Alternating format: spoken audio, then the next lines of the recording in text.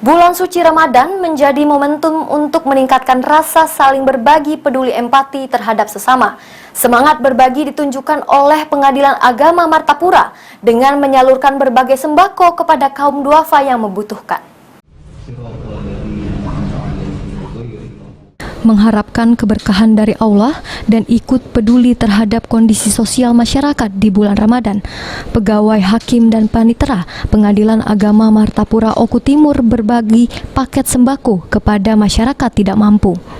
Sembako yang dibagikan oleh masyarakat berupa beras 5 kg, susu, dan gula yang merupakan hasil sumbangan para pegawai hakim dan panitera Pengadilan Agama.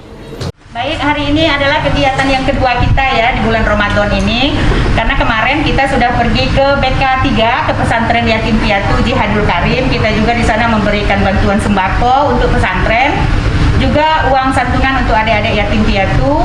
Santrinya sejumlah 53 orang kemarin, masing-masing kita kasih per individu. Dan hari ini kita membagikan sembako ya ala kadarnya saja.